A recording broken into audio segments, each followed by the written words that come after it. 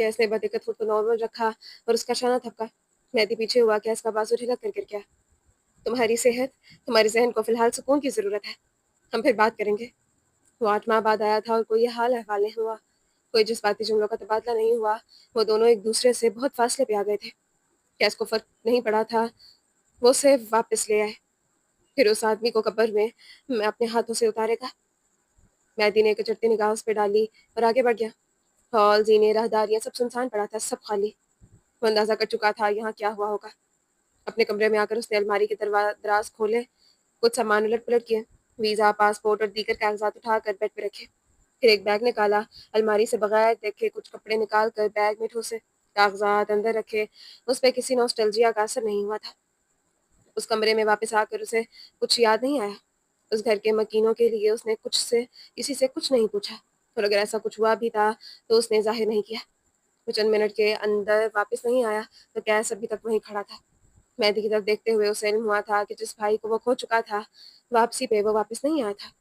ये वापसी किसी और इंसान की थी, उसे कंधे पे बस्ता था और वो चंद मिनटों के अंदर-अंदर बाहर जा रहा था, जब गैस गंभीर उसके सामने आकर रुका। "तुम अभी आए थे, हमें बात करनी थी। तुम्हें ऐलान करना होगा कि तुम वापस आ चुके हो। तुम ये सब बताओगे, तो वो मंज़िल आम पे आ जाएगी। तुम ऐसे नहीं जा सकते।"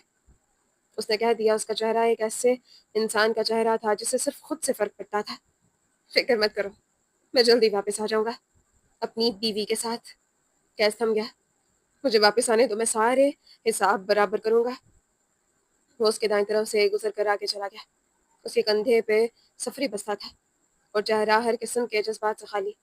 उसकी जेब में पड़ा मोबाइल थरथरा रहा था। वो वापस आ गया था। मेहदी कभी नहीं मुड़ा था मेहदी कभी नहीं मरा था, ये खबर ही उसके सुनने और जानने वालों को दीवाना करने के लिए काफ़ी थी। मगर वो जिसके हुसूल में दीवाना हो रहा था, उसकी तलाश उसे ना जाने कहाँ लेकर जाने वाली थी। उसके उकब में खड़ा गैस गंभीर आज भी तहे-दामा था। "वो यहाँ क्यों आया था?" उसका जवाब बेहद वाज़ेह था। ज़र्द रंग की उस आलीशान हवेली से उसके कई ताल्लुक थे। यहाँ आने के लिए, इस बादशाहत के लिए उसने कई दरिया पार किए थे। अपने बाप की मोहब्बत में उसने दिल मारा था, खुद को गिराया था। मगर उसी बाप की नफ़रत में उससे सिर्फ़ एक काम करना था, यहाँ उस हवेली में वापसी। गैस गंभीर के लिए उसने कई कुर्बानियाँ दी थी और अब उससे इंतकाम का समय आ गया था। सफ़ेद शलवार कमीज़ के साथ स्याह शॉल पहने, पैरों में रवायती बलोची जूते पहने, उसने बाल सलीके से जमा रखे थे। रंग के अलावा उसके नकुश काफ़ी हद तक आलिम नवाब से मिलते थे। वो कई मुलाज़मीन की मईयत में चलता हुआ हवेली की रविश पे अपने मज़बूत कदम धर रहा था। आज हर महरवी ख़त्म, हर महरूमी ख़त्म। ये जंग, ये पहचान, नफ़रत के नाम। आज से नया सफ़र शुरू। आज से वो गैस गंभीर को गिराने के लिए इलाकाई दाँव-पेच खेलेगा। आलिम अरवाह में आज जिसके बाप को इल्म होगा, वो कितना गलत था। उसकी मक़तूल माँ का इंसाफ़ होगा। तस्कीन मिलेगी या नहीं, मगर इंतकाम पूरा होगा। उसे जिस कमरे में लाया, जगह वो जरगागाह थी, पुरतहश और शहाना। उसे वहीं बिठाया गया जहाँ नवाब ख़ानदान के बाकी मर्द बैठे थे। एक कुर्सी पे दस्तार रखी थी, बुराक गर्दन फ़ख्र से सीधी किए बैठा था।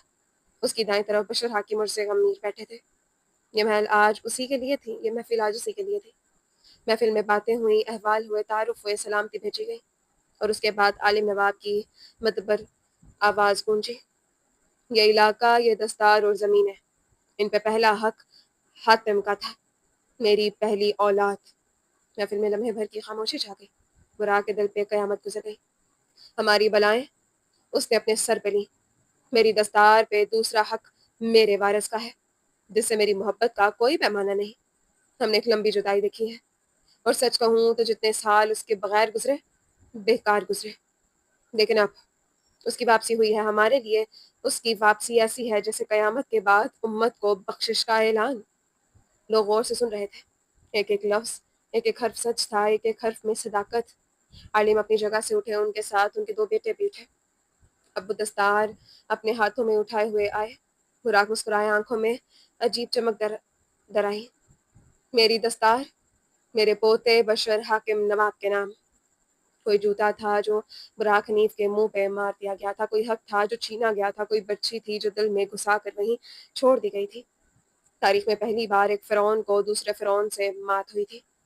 प्यादा खेल तरतीब करके, हर चाल चलकर, लुट और लुटा कर آخر میں پیادہ ہی رہا۔ بات چاہت اس کے لیے نہیں تھی کوئی اسے بتائے۔ Second last. ایک مدت بعد جب ہم ہوئے روبرو، تمہاری آنکھیں تھیں نم، میری آنکھوں میں تھے آنسو۔ وہ لمحہ مقدس تھا میرے خیال میں، یہ واقعہ پیش اندلس تھا، یہ ملاقات معتبر تھی، تم روبرو تھے، آسمان پہ کئی رنگی کوسے قزح تھے۔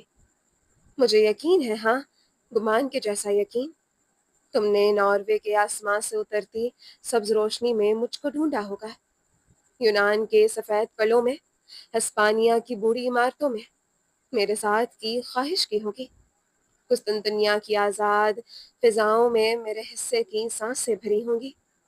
تم نے روم کے تاریخی مقامات پہ، ایران کے نیلے آسمان میں میری حسرت رکھی ہوگی، برطانیہ کی گیلی سڑکوں پہ میرے سائے کے ساتھ کی روایت رکھی ہوگی، گوادر کے سمندر کے شفاف پانی میں میرا عکس ابھرتے دیکھا ہوگا، پسنی، جیونی، بولان، نوشکی، قصدار، قلات، مکران، بارکھان، لسبیلا، ہرنائی، قلعہ سیف اللہ میں مجھ کو محسوس کیا ہوگا۔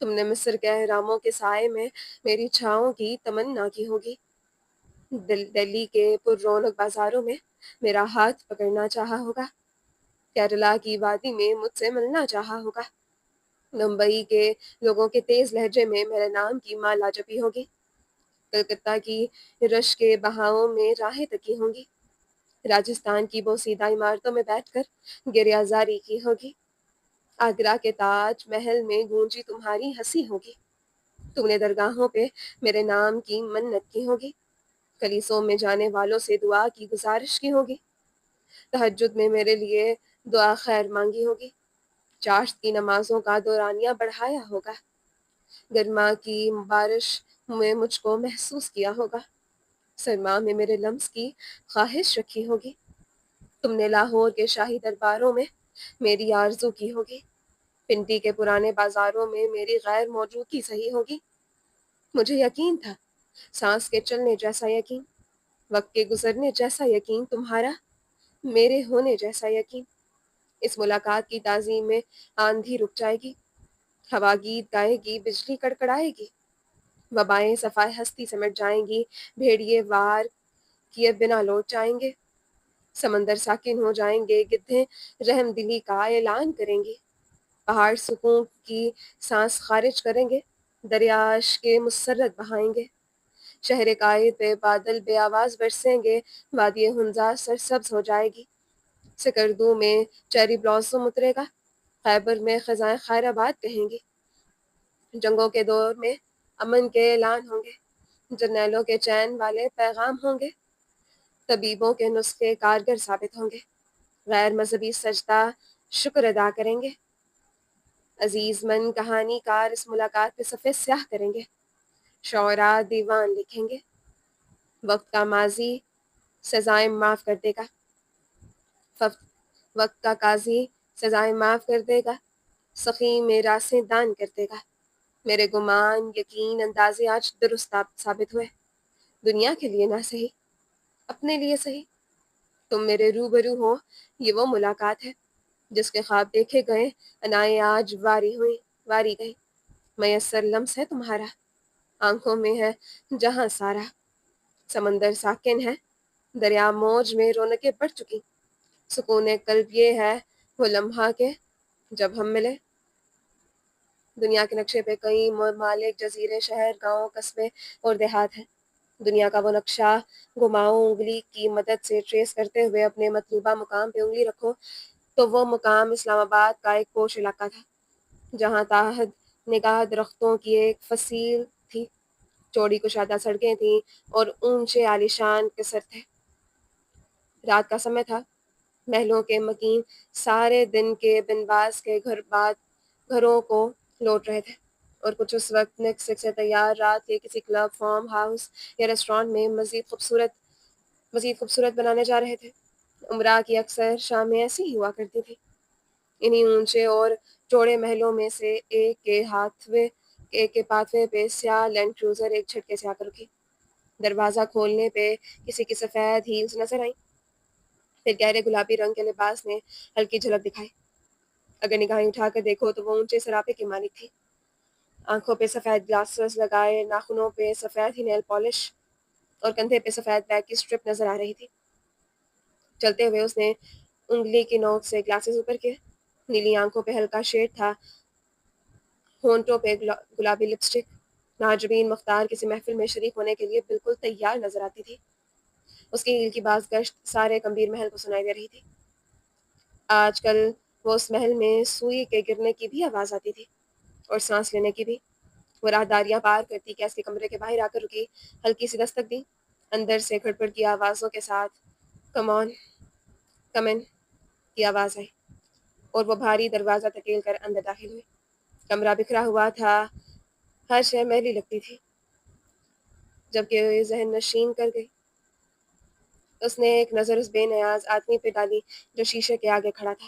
سفید ڈریس شرٹ کے ساتھ اس نے گہرے سرمئی رنگ کی پینٹ پہن رکھی تھی۔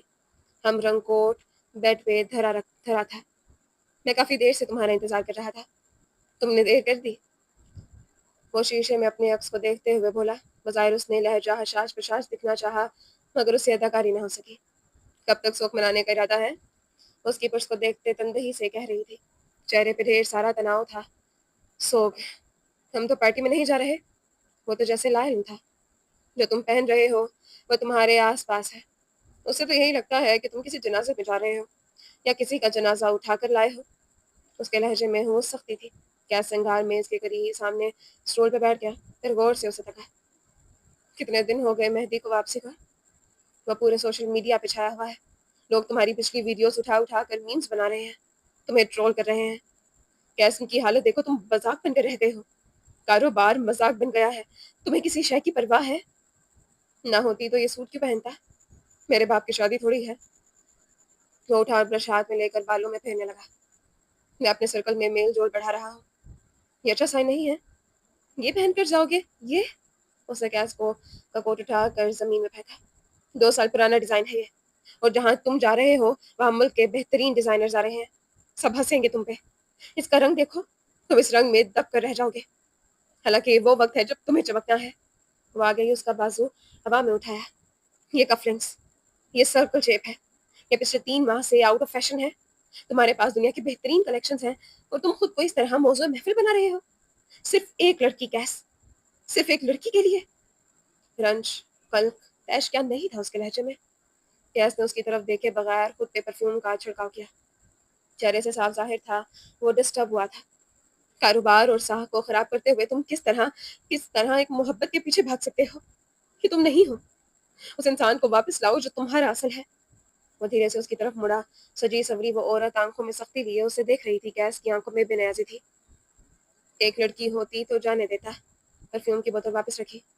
وہ زینیا حاکم ہے، میری آدھی دنیا، اور تمہاری باقی آدھی دنیا تمہارا کاروبار ہے، اس کو بھول گئے ہو؟ وقت لگتا ہے، مجھ میں بھی احساسات ہیں، دل کے روگ دیکھوں یا دنیا کے جمیلے، دونوں ایک ساتھ۔ حکمیہ لہجہ، کیسا پڑا؟ بندہ بہادر نہ ہو، دنیا تو اس سے جانے کیا کیا امیدیں رکھ لیتی ہے۔ سر کو نفی میں سر ہلاتے وہ بیڈ کی طرف آیا، جو کر اپنا کوٹ اٹھایا، اسے جھاڑا۔ یہ کوٹ، کفلنگس، جوتے سب وہی تھے جو کسی وقت میں زینیا حاکم کی پسند سے آئے تھے۔ ابھی تو محض آؤٹ آف فیشن ہوئے تھے، وہ ردی بن جاتے، کیس تب بھی ان سے محبت رکھتا ہے۔ مجھے وقت چاہیے، زندگی بھاگی نہیں جا رہی۔ ماجبین کے سامنے رکا، قد میں اس سے لمبا، جذبوں کی صداقت میں اس سے زیادہ صادق۔ دوبارہ میری ان چیزوں کا ہاتھ مت لگانا جو زینیا سے جڑی ہیں، میں بہت برا مناتا ہوں۔ ماجبین اسے بہنچی ہوئی بھووں کے ساتھ دیکھتے رہے۔ میں کوئی عام صورت نہیں ہوں، تم مجھے اس طرح ٹریٹ نہیں کر سکتے۔ دھمکی دے رہی ہو؟ سینے پہ بازو باندھ کر نہایت تحمل سے پوچھا۔ اگر نہیں تو اچھی بات ہے، اور اگر ہاں؟ وہ مزید 2 قدم آگے آئے، ایک ہاتھ اس کے سینے پہ رکھا۔ تو مجھے فرق نہیں پڑتا، تم برباد کرو گی تو میں دوبارہ آباد ہو سکتا ہوں۔ انہیں ڈراؤ جو تم سے ڈرتے ہیں، مجھ پہ الفاظ اور انرجی ضائع ہوگی۔ ماجبین کی بچی ہوئی بھویں آزاد ہوئی، چہرے کا تناؤ کم ہوا۔ اس نے کیس کے بازو پہ نرمی سے اپنا ہاتھ رکھا۔ مجھے تمہاری اور اس کاروبار کی فکر ہے، تمہیں تمہاری فکر ہے۔ ایک آدمی جسے ٹرول کیا جا رہا ہے، تم اس کے ساتھ کیسی لوگو گی؟ ایک آدمی جو ایک فیشن انتھوسیاسٹ کے ہے ساتھ ہے، وہ خود آؤٹ آف فیشن ہے، وہ تمہارے ساتھ کیسا لگے گا؟ یہ میری فکر کیسے ہوئی؟ معجبین کی رنگت پھیکی پڑی. کیس کا یقین گہرا زینیہ ہوتی تو یوں نہ کرتی. اس انڈسٹری میں فیشن مجھے نہیں، میں فیشن کو بناتا ہوں.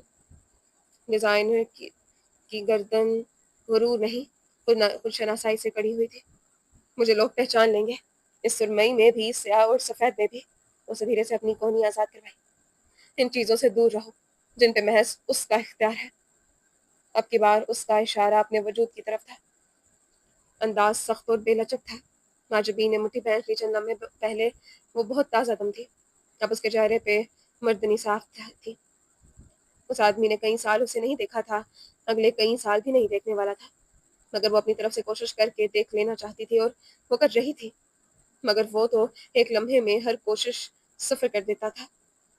کچھ دیر بعد گاڑی کی طرف جاتے ہوئے وہ دونوں بے حد نارمل تھے، یوں جیسے ان کے درمیان کچھ ہوا ہی نہ ہو. مفاد پرستی کا ساتھ ایسا ہی ہوتا ہے. کندھے پہ سفری بستہ ڈالے ہوئے وہ ایک گھر کی بل بجا رہا تھا. گارڈ نے چند پل بے یقینی سے اسے دیکھا، ایسے جیسے اس کی موجودگی پہ یقین آیا ہو. یہ آدمی مر چکا تھا، یہ زندہ کیسے ہو سکتا ہے؟ دروازہ تم کھولو گے یا تمہارا رب؟ گارڈ نے جھرجھری لی، پھر آگے بڑھ کر اس کے بازو سے پکڑ کر اسے ایک طرف کیا. سر، کمبیر صاحب نے کسی بھی انسان کا داخلہ منع کیا ہوا ہے. تو اپنی آواز میں ذرا سے روک پیدا کرتے ہوئے بولا. مہدی نے مڑ کر اسے دیکھا، چند پل سپاٹ نظروں سے دیکھتا رہا، پھر اسے بازو سے پیچھے کیا. سر، میں نے کہا ہے نا، کبیر صاحب نے سب انسانوں کا داخلہ ممنوع کر رکھا ہے. اب کہ وہ ذرا درستی سے بولا.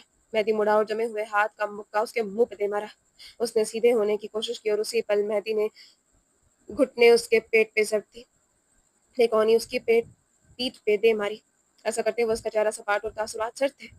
کبیر صاحب سے کہنا انسان مر گیا، جانور آیا ہے، اور جانور بے قابو ہوتے ہیں.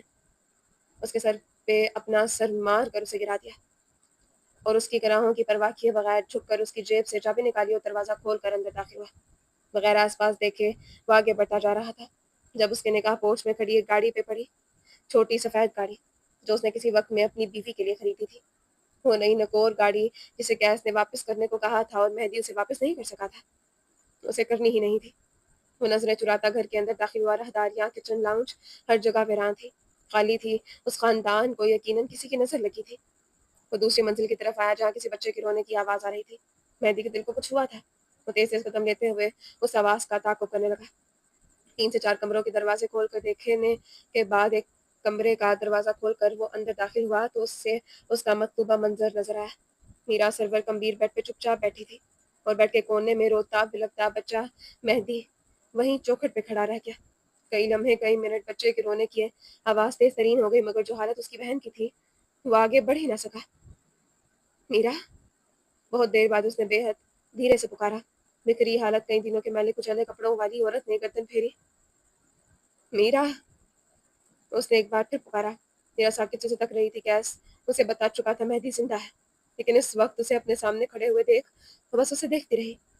اس نے مہدی کو کئی دفعہ پشت ڈالا تھا، کیونکہ اسے مہدی سے زیادہ کیسے توقعات تھی. وہ مضبوط مرد تھا، مہدی اسے کمزور لگا کرتا تھا. لیکن آج جب وہ سامنے کھڑا تھا، اسے آدمی اس دنیا کا سب سے مضبوط سہارا لگا. اسے اپنی ماں سے اختلافات تھے، اسے بھائی سے اختلافات تھے، لیکن وہ بھول گئی تھی خون اختلافات کے بعد بھی خون ہی رہتا ہے. اتنا عرصہ وہ کیسے اسے نظر انداز کرتی رہی. میرا اپنی جگہ سے اٹھی. مہدی نے اس کی طرف قدم بڑھائے. کئی زمانوں کی کثرت دفن ہوئی، کئی آزردگیاں، کہیں غارت ہوئی. کل خواؤں سے رخصت ہوا اور ایک بھائی نے بہت نرمی مگر مضبوطی سے اپنی بہن کو بازوؤں کے حلقے میں لیا. وہ اس کے کندھوں کے گرد ہاتھ جمائے شدت سے رو پڑی. کئی برسوں کے آنسو ایک ساتھ باہر نکلے، درمیان سے ہر غلط فہمی دور ہو گئی. میں سمجھی تم ہمیں چھوڑ گئے. میں بچوں کی طرح ہچکیاں لیتے ہوئے رونے لگی. مہدی نے اس کے بالوں کو چوما، اس کی پرس کو تھپکا، لیکن وہ رویا نہیں. عجیب سا ہو گیا تھا وہ.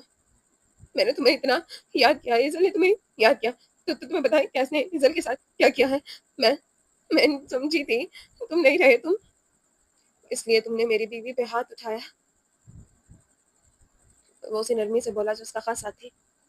میرا اس کے سینے پہ سر دیے مزید تیزی سے رونے لگی. اس کی شرٹ کو مٹھیوں میں دبوچ رکھا تھا، وہ سہمی ہوئی تھی. اسے زینیا کے ساتھ بہت برا کیا ہے. میں تھی، وہ جیل میں تھی، اس کا ہاتھ جلا ہوا تھا، کیسے اس کا علاج کروانے نہیں دیا. اسے عدالت کے چکر لگواتا رہا. اسے مجھ سے کہا زینیا نے تمہیں وہ آگے نہیں بول سکی۔ مہدی کی گرفت نرم رہی مگر اس کی آنکھوں میں سختی بڑھ گئی، بازو کی رگیں پھول گئی۔ مجھے نہیں تھا یہ سب کرے گا، میں یہ نہیں جانتی تھی۔ میں بڑی عدالت میں اس پہ بہتان لگاتا رہا۔ وہ بہت کچھ کہتی رہی۔ مہدی اسے بازو میں بھینچ سے سب سنتا گیا۔ وہ بار بار اس کے بال چومتا، اس کا کندھا دبکتا، اسے ہر طرح سے تسلی دیتا، مگر اس کے سینے میں اس کا دل کوئی مٹھی میں لے رہا تھا۔ کوئی 1.5 گھنٹے بعد وہ دونوں بیڈ پہ ایک دوسرے کے آمنے سامنے بیٹھے تھے۔ مہدی کی گود میں ایک چھوٹا سا بچہ تھا، پاس ایک ملازمہ کھڑی تھی جو میرا کے لیے کھانا لے کر آئی تھی۔ مہدی نے اسے ایک ہاتھ کے اشارے سے باہر جانے کو کہا۔ اس کا نام کیا ہے؟ وہ بچے کے ننھے ہاتھوں کو اپنے مضبوط ہاتھوں میں بھرتے ہوئے پوچھ رہا تھا۔ بچے کی آنکھیں سرخ تھیں، بالکل اپنی ماں کی طرح۔ نقوش کافی حد تک اپنے باپ سے ملتے تھے اور اس کی صحت بھی اچھی نہیں تھی۔ ایزل کی پیدائش یاد تھی، یہ بچہ ویسا نہیں تھا۔ میران ملک، اس نے اپنے بیٹے کو دیکھتے ہوئے محبت سے کہا۔ ایزل اس کو دیکھ کے بہت خوش ہوتی۔ اس کی آنکھوں کے کنارے گیلے ہو گئے۔ مہدی نے اس کے دونوں ہاتھ چومے، پھر رخسار اور پھر ماتھا۔ الگ طرح کا پیار آ رہا تھا اس بچے پہ۔ وہ اسے دیکھ کر مسکرا رہا تھا۔ تم نے کورٹ میں کیس کیوں نہیں کروایا؟ میرے پاس پیسے نہیں تھے۔ مہدی کو ایسے لگا جیسے وہ ٹھنڈا پڑ گیا۔ وہ مجھے یہاں سے نکلنے نہیں دیتا، کسی کو یہاں آنے نہیں دیتا۔ میری ڈیلیوری کے وقت وہ آیا تھا اور میران کی پیدائش کے بعد مجھے چھوڑ گیا۔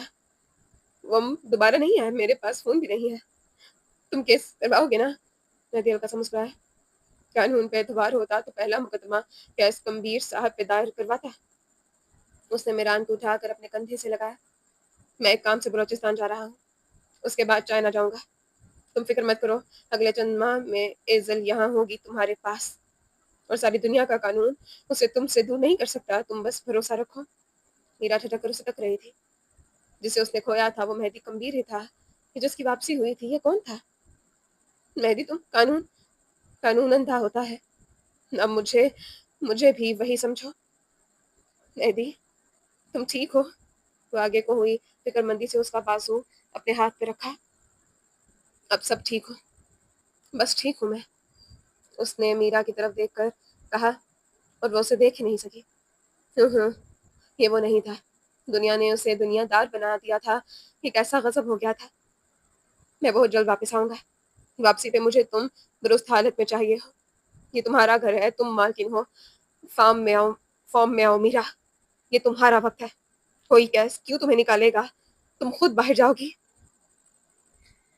کیسے دور رہنا مہدی، اس کے سامنے مت جانا تم۔ خدا ہے وہ، ساہگیر سانس نکالنے والا ہے، وہ بخت لکھنے والا ہے۔ کون ہے وہ؟ سختی سے استفسار کیا۔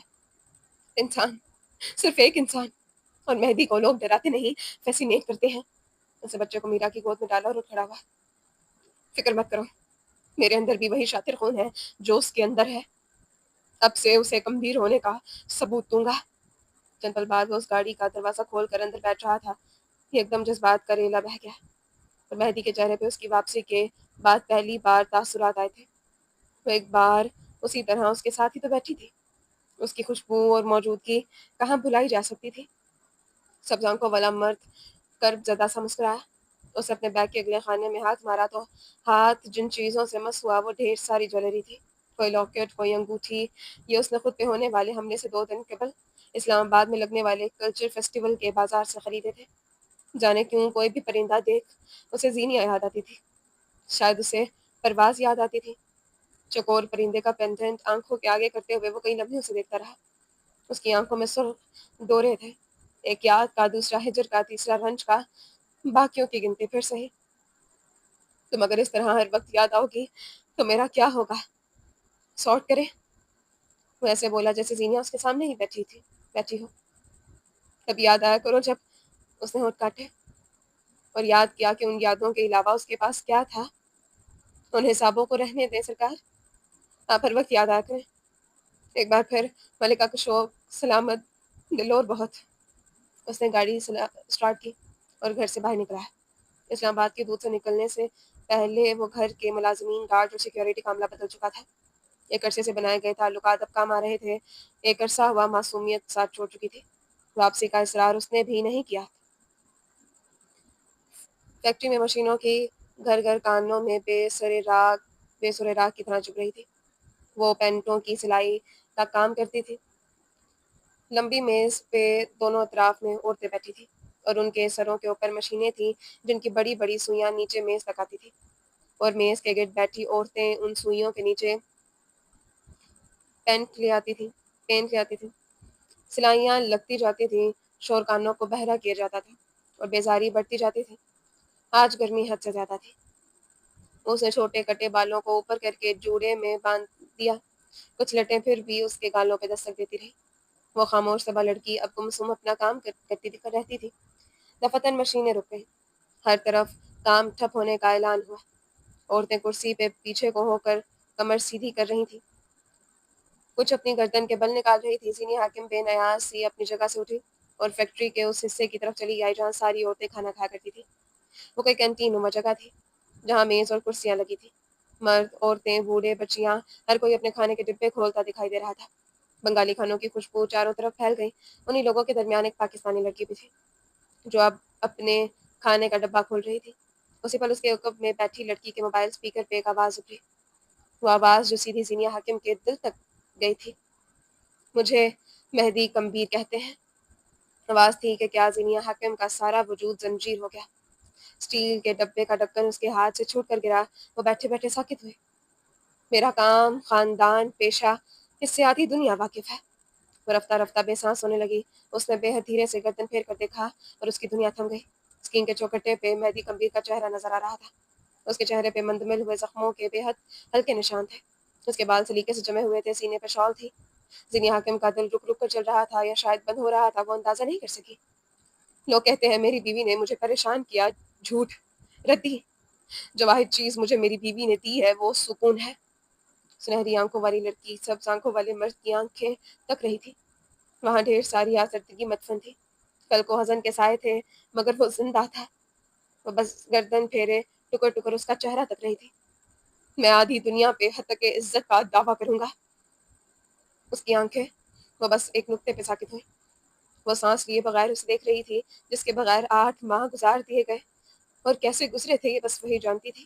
وہ زندہ تھا، بس یہی، اسے بس یہی چاہیے تھا۔ بہت ہو گیا نا کہ آپ کسی کے گھر کی عورت پہ بات کریں اور کوئی آپ کو کچھ نہ کہے۔ اب ایسا نہیں ہوگا۔ میری بیوی پہ الزام تراشی کے جواب دینے ہوں گے۔ کھانے کی خوشبو چمچ کانتے وقت لوگ، بھوک، گرمی، کب کیا کون سی چیز اسے چاہیے تھی، کیا دور کرنا تھا، زینیہ کو کچھ سمجھ یاد نہیں تھا۔ وہ بس گردن پھیرے موبائل پہ نظر آتے ہوئے اس چہرے کو دیکھ رہی تھی۔ زینیہ حاکم، اگر تم مجھے سن رہی ہو تو یاد رکھنا میں تمہارے لیے آؤں گا، میں تمہارے لیے ریزرو رہوں گا۔ منظر دھندلا پڑا تھا۔ وہ رو رہی تھی اس مرد کو دیکھتے ہوئے جس کے ہجر کے 8 ماہ اس پہ 8 صدیاں بن کر نازل ہوئے تھے۔ میں نے کہا تھا میں تم سے کبھی موو نہیں کر پاؤں گا، تم جہاں بھی ہو میں تمہارے لیے آؤں گا۔ لڑکی نے ویڈیو ہٹا دی تھی۔ دنیا مزید وہاں نہیں بیٹھ سکی۔ اس نے دبوچ کر اپنا پرس اٹھایا اور تیز تیز قدم لیتی وہاں سے نکل آئی۔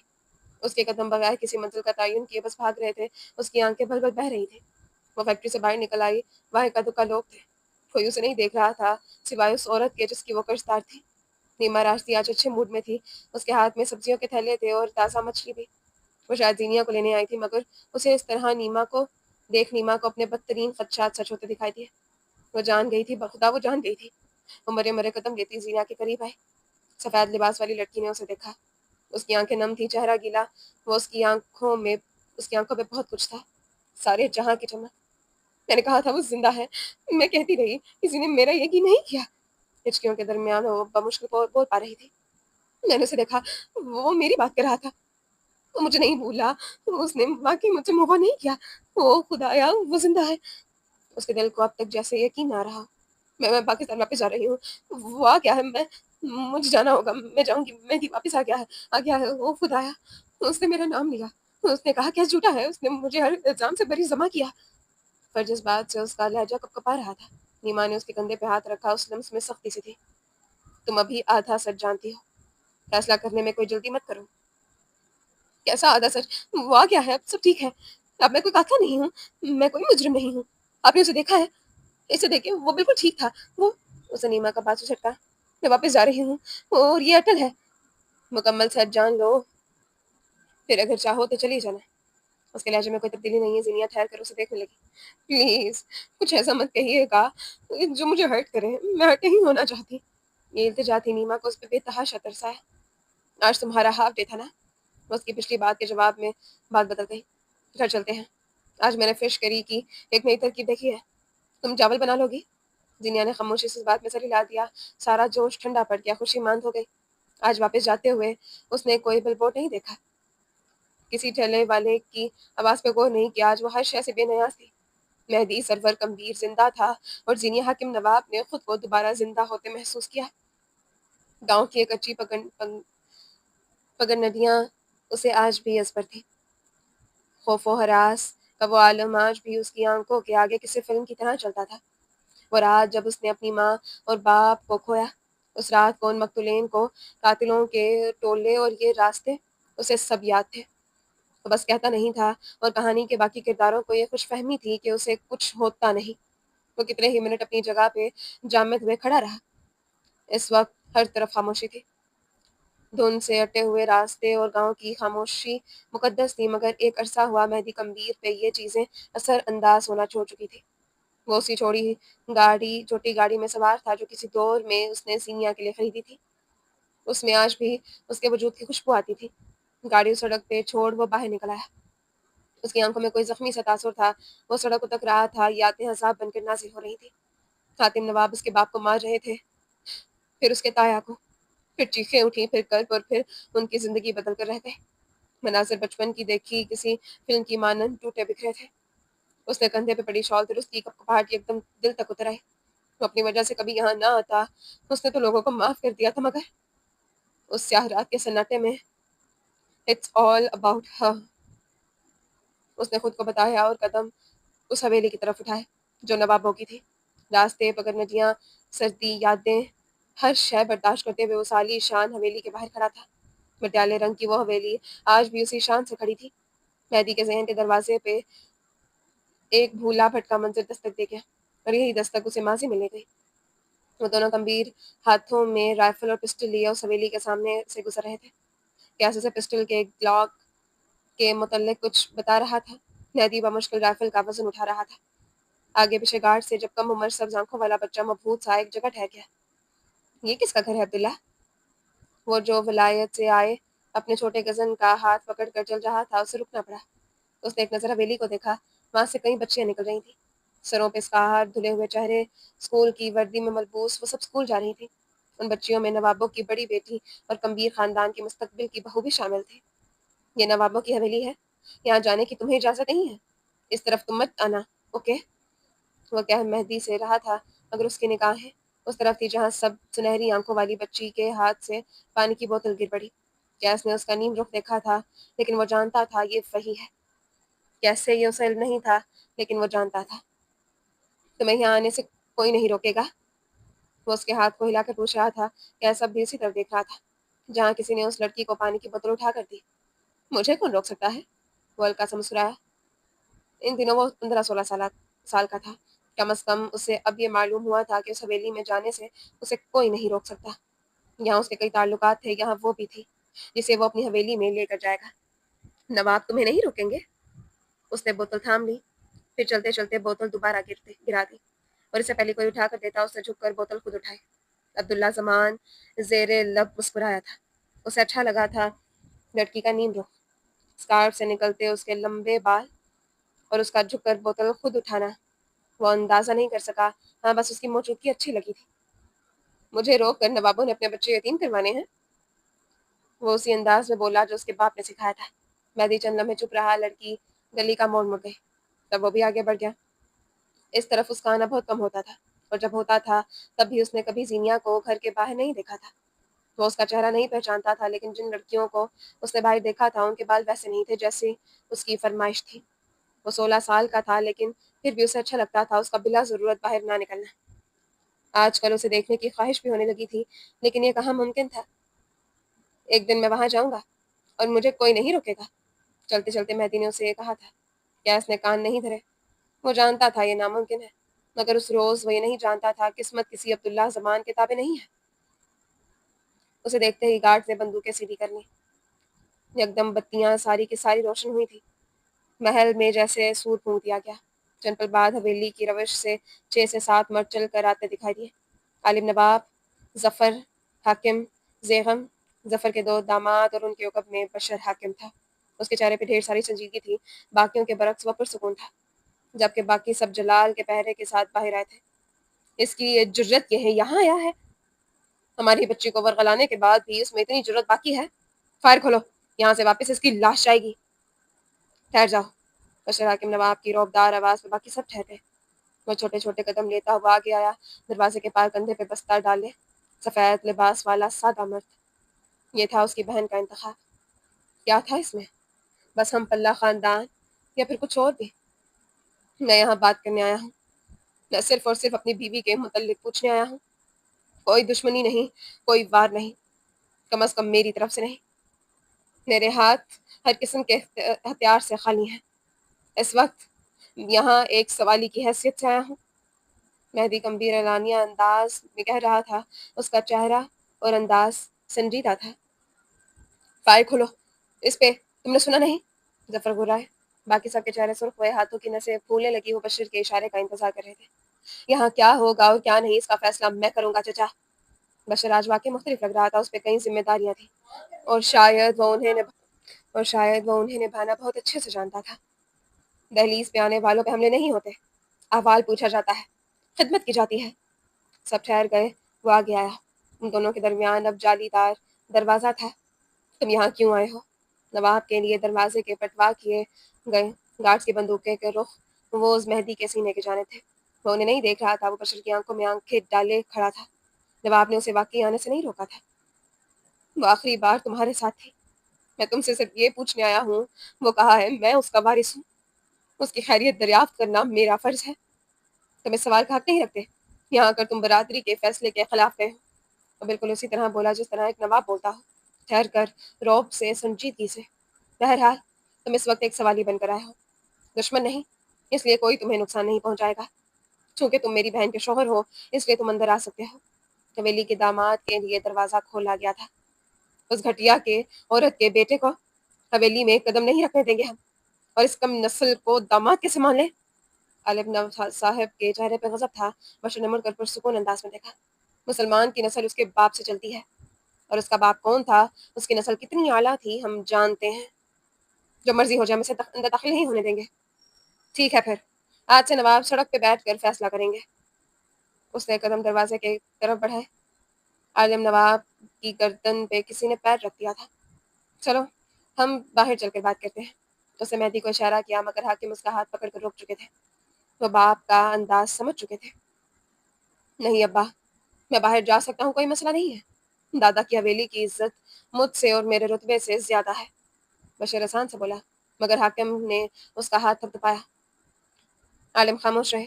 یہ اشارہ تھا کہ اب بس، حویلی صحیح ہاتھوں میں تھی، اور چند ہی دن میں صحیح انسان نے صحیح فیصلے کرنے شروع کر دیے تھے۔ غلط انسان کے منہ پہ ضربیں پڑنے لگی تھی۔ کچھ وقت بعد حویلی کی بیٹھک میں مختلف کھانے پینے کی اشیاء میز پہ دھری تھی۔ چند ملازم ہاتھ باندھے ایک طرف کھڑے تھے۔ مہدی گمبھیر ایک صوفے پہ بیٹھا تھا، اور اس کے سامنے بشیر حاکم۔ یہ نکاح کیسے ہوا؟ سوال خلاف توقع تھا۔ مہدی نے چند پل بغور اسے تکا، پھر ساری رودات کہہ ڈالی۔ ویسا سچ جیسا زینیا حاکم نے کہا تھا، کوئی جھوٹ نہیں، کھرا سچ۔ بلاج نے اس پہ ہاتھ اٹھایا تھا، اور اسے طلاق بھی دی تھی۔ ہاں زینیا نے مانگی تھی، لیکن وہ ہر اس عورت کا رد عمل ہوتا جس کا شوہر اسے دھوکہ دے رہا ہوتا۔ وہ اس پہ اپنی حاکمیت جتاتا رہا تھا۔ کچھ وقت بعد وہ دوبارہ آیا تھا تو اس نے زینیا کو دھمکانا شروع کیا تھا۔ وہ سانس لینے کو رکا، بشیر یکسوئی سے سن رہا تھا۔ یہ وہ آدمی نہیں تھا جس سے مہدی دروازے پہ ملا تھا، یہ ایک بھائی تھا جسے اپنی بہن کی فکر تھی۔ اس نے زینیا کو بہت تنگ کیا تھا، اور اس کے بعد جب گیس کی گاڑی سے باراج کا ایکسیڈنٹ، کیا وہ ایک حادثہ تھا؟ بشیر نے تیزی سے اس کی بات کاٹی۔ بالکل، اس نے تائیدی انداز میں سر ہلایا۔ کیس اور زینیا ایک آفس میں کام کرنا اتفاق تھا، وہ اس کی اصلیت سے واقف نہیں تھی۔ یہاں اس کی حویلی آنا بالکل ایک اتفاق تھا۔ وہ اتنی بری نہیں تھی جتنا تم نے سمجھ لیا تھا۔ تم نے اس کے ساتھ کیا کیا کیا ہے؟ اس نے بہت شدت سے خواہش کی تھی کہ وہ بس یہ کہہ دے کہ وہ مری نہیں۔ 7 ماہ کی کوشش، چش و پنش بس ایک لمحے میں ختم ہو جائے۔ میں نے اس کی حفاظت کی کوشش کی تھی۔ بشر کا لہجہ دھیما تھا۔ میں اس کوشش کو انجام دینا چاہتا ہوں، صرف یہ بتاؤ وہ کہاں ہے؟ دنیا کے کس کونے میں اسے کہیں سے بھی واپس لے آؤں گا۔ میں تم لوگوں سے اور کچھ نہیں مانگوں گا، مجھے بس یہ بتا دو وہ کہاں ہے۔ بشر کے گلے میں گلٹی سی ابھر کر معلوم ہوئی۔ اس نے مہدی کو دیکھا، یہ بالات جیسا نہیں تھا جو زینیا کو اکیلا سمجھ کر اس پہ ہاتھ اٹھاتا، یہ تو ہاتھ تھام لیتا تھا۔ یہ عبداللہ بھی نہیں تھا جو لاکھ دفعہ بلانے پہ انکار کرتا تھا، یہ بغیر بلائے آ جاتا تھا۔ فکر مند، غیرت مند، وہ صرف زینیا کا نہیں، قدرت کا انتخاب تھا۔ تم اسے نہیں لا سکتے۔ بیٹھک کا دروازہ کھولتے حاکم اندر آئے۔ وہ مر چکی ہے، اس کا تم سے اب کوئی تعلق نہیں رہا۔ اس کا اور میرا تعلق اس دنیا میں نہیں ٹوٹ سکتا۔ ٹھیک ہے، پھر جاؤ، اسے ڈھونڈو، تعلق بحال کرو، کیونکہ یہاں سے تمہیں کچھ نہیں ملنے والا۔ وہ اپنے سابقہ تلخ انداز میں بولے۔ مہدی کے لب استہزائیہ مسکراہٹ میں ڈھلے۔ کچھ اندازہ تھا مجھے کہ مجھے یہاں سے کچھ نہیں ملنے والا۔ جس باپ نے 24 سال اپنی بیٹی کو کچھ نہیں دیا، وہ مجھے کیا دے سکتا ہے؟ اس بیٹی نے خود کیا دیا ہے؟ وہ درستی سے بولا ہے۔ جو وہ دے سکتی تھی اس نے دیا ہے، عزت، محبت، مان، سب۔ اس نے یہاں اس لیے اپنی طلاق کا ذکر نہیں کیا کیونکہ وہ ڈرتی تھی آپ کی عزت خراب ہوگی۔ وہ اسے مارتا رہا لیکن وہ چپ رہی، اور جب بتایا تب اسے نباہ کرنے کو کہا گیا۔ اس کے الفاظ کاٹ ڈالتے بشر کی گردن جھکی۔ اس کا قصور یہ تھا کہ اس کا باپ غلط تھا۔ آپ کو تربیت کرنی ہی نہیں آئی، پیار نہیں دینا آیا، حوصلہ نہیں دینا آیا، وقت اور سپورٹ نہیں دینا آیا۔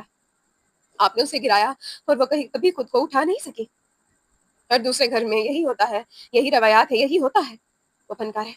جب بھی فاطمہ زہرا گھر آتی تھی تب نبی کریم اٹھ کھڑے ہوتے تھے۔ جب وہ ان کا رشتہ کر رہے تھے تب انہوں نے اپنی بیٹی سے رضامندی لی تھی۔ یہ ہے روایت، جو اب بنی ہے وہ محض بدعت ہے۔ حاکم چپ ہو گئے، بالکل چپ، ایسے جیسے منہ پہ کسی نے درجہ دے مارا ہو۔ 1400 سال پہلے عورت کو جب عزت ملی تھی تب بنی تھی روایت، جو میرے نبی نے بنائی تھی، وہی رہے گی۔ چلو میں وہ خاموش ہوا۔ آپ سے کوئی امید نہیں رکھوں گا میں، مجھے صرف یہ بتائیں وہ کہاں ہے، بس صرف اتنا۔ تم سوالی بن کر آئے تھے، ہم نے وقت دیا، کھانا دیا، جواب دیا۔ سوالی ضد نہیں کرتے، ان کا انکار مان کر چلے جاتے ہیں۔ تم بھی جاؤ۔ مہدی کمبیر کا دل یکدم خالی ہوا تھا۔ وہ بھاری دل کے ساتھ اٹھ کھڑا ہوا۔ وہ اسے نکال رہے تھے، اس کا رکنا اب نہیں بنتا تھا۔ وہ نواب تھے تو 28 گیر وہ بھی نہیں تھا۔ اس نے ایک نظر بشر کو دیکھا، وہ گود میں دھرے اپنے ہاتھ دیکھ رہا تھا۔ اسے اپنا جواب مل چکا تھا، اسے یہاں سے کچھ حاصل نہیں ہونے والا تھا۔ نوابوں کے گھر سے سوالی خالی ہاتھ جا رہا تھا، مگر نا امید نہیں۔ پینٹ ہاؤس کی ساری بتیاں بجھی ہوئی تھی۔ وقت اس گھر میں بے حد سست رفتار ہو گیا تھا۔ اپنے گھر کی بالکنی میں شیشے کی رلنگ کے ساتھ سر ٹکائے وہ پچھتاؤں میں غرق نظر آ رہا تھا۔ بالکنی میں شیشے کی کئی بوتلیں پڑی تھیں جن سے اٹھتے بدبو کے بھبوکے بتاتے تھے وہ کیوں حرام ہے۔ اس کی نگاہیں کسی منظر میں اٹک رہ گئی تھی۔ یہاں وہ نگاہ پھیرنے کی کوشش کرتا، یہاں آنکھیں زخمی ہونے کا خدشہ لگ جاتا۔ آپ نے وعدہ کیا تھا، آپ میرے ساتھ وعدہ خلافی نہیں کر سکتے۔ درگاہ گاہ میں کھڑے وہ حلق کے بل گرایا۔ اس کے سامنے سرخ صوفے پہ کروفر سے بیٹھے عالم نواب پہ کوئی اثر نہیں ہوا۔ میں اس گھر کا بڑا بیٹا ہوں، یہ میرا حق ہے جو آپ کسی لٹیرے کو تمہارے ہیں۔ اس نے ہاتھ لمبا کرتے ہوئے بشر کی طرف اشارہ کیا۔ ہم نے وعدہ کیا، ہم نے کیا وعدہ کیا تھا؟ بہت دیر بعد وہ اسی تحمل اور شاطرانہ انداز میں بولے جو ان کا خاصا تھا۔ ہم نے کہا تھا تمہیں تمہارا نام دیں گے، بالکل دیں گے۔ تمہیں حویلی میں جگہ ملے گی، بالکل ملے گی، لیکن حیثیت ہم طے کریں گے۔ دستار اسی کے سر رانی تھی جو چاہے رشتے میں تم سے چھوٹا ہے، لیکن یکدم براق کو ان کی آنکھوں میں حقارت نظر آئی۔ اس کا خون بہت اعلیٰ ہے، تمہارا مقام اب بھی ہے ایک وزیر، ایک پیادے کا مقام۔ بشر نواب کے ساتھ اس کے وزیر بن کر رہو، ہمیں کوئی اعتراض نہیں۔ وہ نم آنکھوں میں بے یقینی لیے پیچھے ہوا، آنکھیں جیسے جل رہی ہوں، دل خاک ہو چکا ہو۔